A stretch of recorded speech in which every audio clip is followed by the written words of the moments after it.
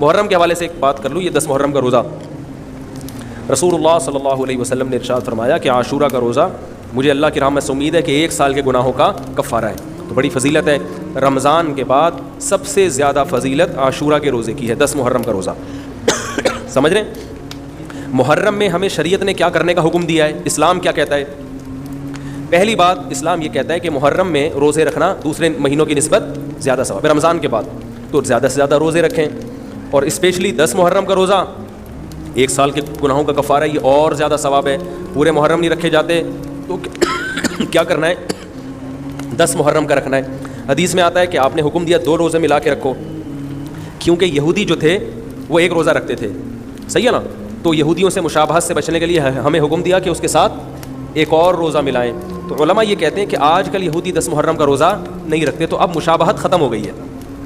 تو اگر کوئی 9, 10 یا 10, 11 کا رکھ لے تو اچھی بات ہے, نہیں تو صرف 10 محرم کا بھی رکھ لے تو بھی انشاءاللہ پورا ثواب ملے گا, کیونکہ اب اس میں مشابہت رہی نہیں ہے. سمجھ رہے ہیں کہ نہیں سمجھ رہے؟ یہ کرنے کا کام ہے.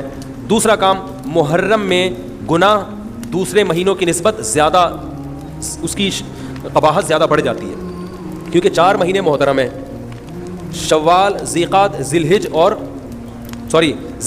ذیالحجہ, محرم اور رجب.